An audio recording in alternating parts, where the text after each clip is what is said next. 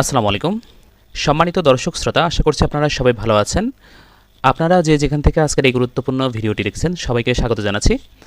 আজকের এই ভিডিওতে 11 থেকে 20তম গ্রেডে যে সকল সরকারি কর্মকর্তা কর্মচারী সহ এমপিওভুক্ত শিক্ষা প্রতিষ্ঠানে যে সকল শিক্ষক কর্মচারী কর্মরত আছেন তাদের নবম পে স্কেলে বেতনের পরিমাণ কেমন হবে সেই বিষয়টি আজকের এই ভিডিওতে তুলে ধরব।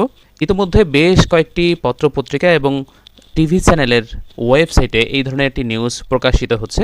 আমি সেই নিউজগুলোর আলোকে এই তথ্যগুলো শেয়ার করছি। আপনাদের এই যে সময় টেলিভিশনের যে ওয়েবসাইটটা সেখান থেকে একটা নিউজ শেয়ার করছি, আপনারা দেখতে পাচ্ছেন। নতুন পে স্কেলে বেসিকের হাফ বেতনে কোন গ্রেডে কত টাকা বাড়ছে, এখানে বিস্তারিত আলোচনা করা আছে।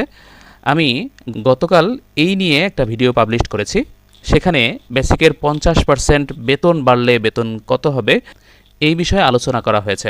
আপনারা এই নিউজটা খেয়াল করেন, এই যে দেখেন এখানে বলছে যে এদিকে 11 থেকে 20তম গ্রেডে কর্মরত সরকারি চাকরিজীবীদের মূল বেতন শতভাগ পর্যন্ত বাড়ানো হতে পারে বলে প্রশাসনে জোর আলোচনা চলছে। এই গ্রেডে বেসিক শতকরা শতভাগ বৃদ্ধি পেলে 11তম গ্রেড থেকে 20তম গ্রেডের বেতন কেমন হবে সেই বিষয়ে এখানে ডিটেলস আলোচনা করেছে। আমি এই নিউজটার আলোকে এইভাবে তথ্যগুলো সাজিয়েছি। আসন্ন জুলাইয়ে যে নবম পে স্কেল দেবে, আমরা জানি এই পে স্কেলটা 3 ধাপে বাস্তবায়ন হতে যাচ্ছে। এজন্য আসন্ন বাজেটে প্রায় 35,000 কোটি টাকা বরাদ্দ রাখার বিষয়টি চূড়ান্ত করা হয়েছে। এখানে বেসিকের 50% বাড়ানোর পরিকল্পনা করা হয়েছে। তবে 11 থেকে 20তম গ্রেডে যে সকল সরকারি কর্মকর্তা কর্মচারী আছেন তারা শতভাগ বেতন পাবেন এরকমটাও আলোচনা চলছে। যদি শতভাগ বেতন বৃদ্ধি করা হয় তাহলে নবম পে স্কেল অনুযায়ী আপনি কত টাকা বেতন পাবেন সেই বিষয়টি আজকের এই ভিডিওতে তুলে ধরছি। আপনারা মনোযোগ সহকারে শেষ পর্যন্ত ভিডিওটি দেখেন। এখানে যেহেতু 11 থেকে 20তম গ্রেডের কথা বলা হয়েছে, তাই এই ছকটাতে আমি 11 থেকে 20তম গ্রেডে যে সকল সরকারি কর্মচারী আছেন তাদের বেসিকটা কত বাড়তে পারে সেই বিষয়ে আলোচনা করছি। আপনারা অনেকেই জানতে চেয়েছেন যে আমরা তো বেসিক থেকে ইনক্রিমেন্ট পেয়ে বর্তমানে এর চেয়ে অনেক বেশি বেতন পাচ্ছি, মানে আমার ইনক্রিমেন্ট পাওয়ার পরে বেতনের যে বেসিকটা সেটা তো অনেক বেশি, তাহলে আমি কত টাকা পাবো, এরকম প্রশ্ন অনেকে কমেন্ট করছেন। আমি আপনাদের কথা দিচ্ছি এরপরের ভিডিওটা আপনাদের সেই বিষয়ে হবে যে আপনি ইনক্রিমেন্ট পেয়ে বর্তমানে যে টাকা বেতন পাচ্ছেন, নতুন পে স্কেল কার্যকর হওয়ার পরে আপনার বেসিক কত হবে, আপনি কত টাকা বেতন পাবেন সেই বিষয়টি বিস্তারিত তুলে ধরব। যেহেতু আমাদের নবম পে স্কেলটা 3 ধাপে বাস্তবায়ন হতে যাচ্ছে, তাই প্রথম ধাপে বাড়ি ভাড়া সহ অন্যান্য ভাতা কার্যকর হবে না। বেসিকের 50% দেওয়ার কথা, তবে 11 থেকে 20তম গ্রেডের সরকারি কর্মচারীরা যদি বেসিকের শতভাগ পান তাহলে আপনাদের বেতন আরও বেশি হবে। আমরা সেই বিষয়টি আলোচনা করব আজকের এই ভিডিওতে। আপনারা ছকটাতে দেখতে পাচ্ছেন 11তম গ্রেডে অষ্টম পে স্কেল অনুযায়ী আমরা 12,500 টাকা শুরুর বেসিক এবং শেষের বেসিকটা হচ্ছে 30,230 টাকা। তো পে কমিশনের সুপারিশ অনুযায়ী যদি 50% দেয় তাহলে 18,750 থেকে 45,345 হবে। তবে যেহেতু কথা হচ্ছে যে বেসিকের 100% দেবে, তাহলে আমার বেসিকটা কত হবে, মানে শুরুর বেসিকটা হবে 25,000 এবং শেষের বেসিকটা হবে 60,640 টাকা। এর সাথে আপনি যেহেতু ইনক্রিমেন্ট পেয়েছেন, পে ফিক্সেশন করে আপনার বেসিক যত হবে, মানে নতুন পে কমিশনের সুপারিশ অনুযায়ী নবম পে স্কেলে আপনার বেসিক যত হবে সেই বিষয়টি অন্য একদিন তুলে ধরবো, কথা দিলাম। এরপরে গ্রেড 12 দেখেন, শুরুর বেসিক বর্তমানে অষ্টম পে স্কেল অনুযায়ী 11,300 টাকা, শেষের বেসিকটা হচ্ছে 27,300 টাকা। যদি 50% দেয় তাহলে 16,950 টাকা শুরুর বেসিক এবং শেষের বেসিকটা হচ্ছে 40,950 টাকা।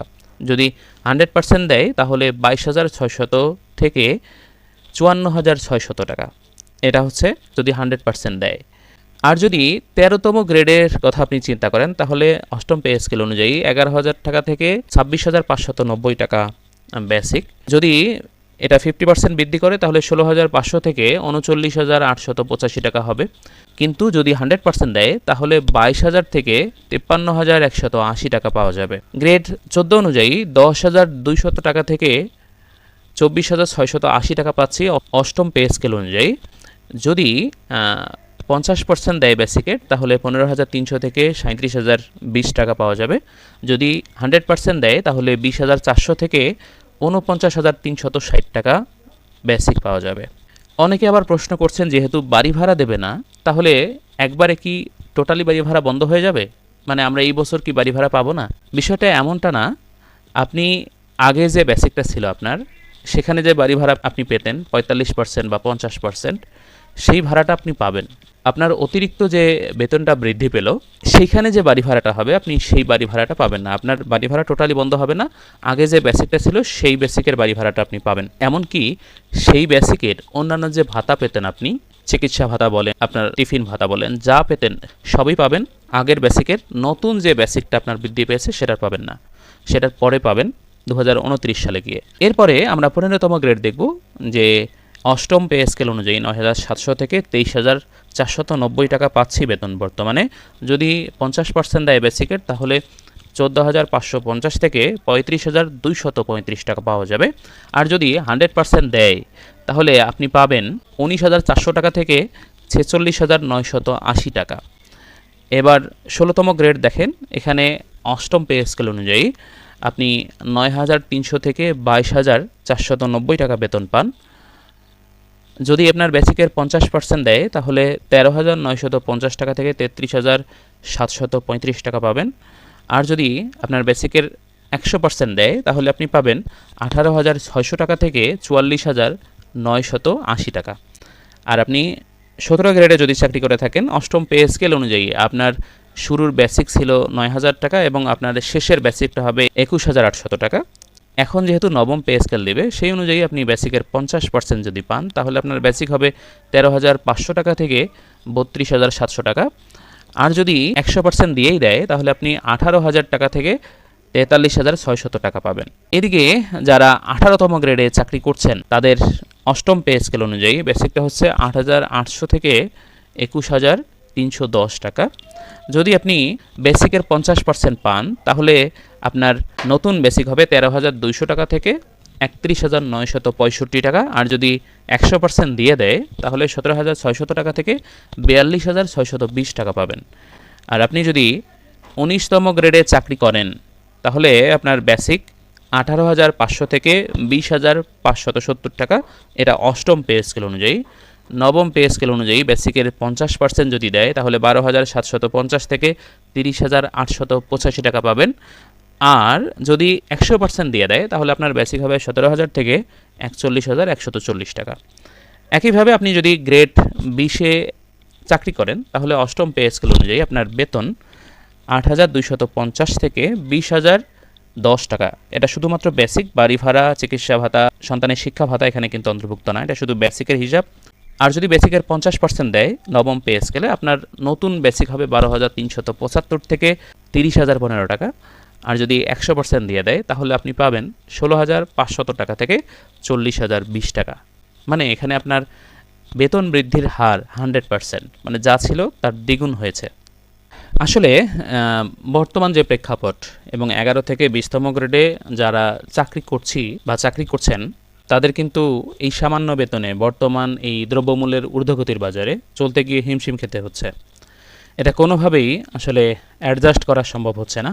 যদি নামমাত্র বেসিকের 50% দেওয়া হয়, তাহলে 11 থেকে 20তম গ্রেডে যারা চাকরি করছেন তাদের খুবই কষ্ট হয়ে যাবে। তারা ঠিকমতো সংসারটাও চালাতে পারবে না। এক্ষেত্রে এই নিম্ন গ্রেডের, মানে 11 থেকে 20তম গ্রেডের যে সকল কর্মচারী আছেন, তাদের বেসিকটা অন্তত 100% দেওয়া হোক, যেটা নিয়ে আলোচনা চলছে। আমরা সবাই প্রত্যাশা করছি এবং দোয়া করছি যেন বেসিকের 100% দেয়। এতে অন্তত 2-3টা বছর স্বাচ্ছন্দ্যে পরিবার নিয়ে চলা যাবে।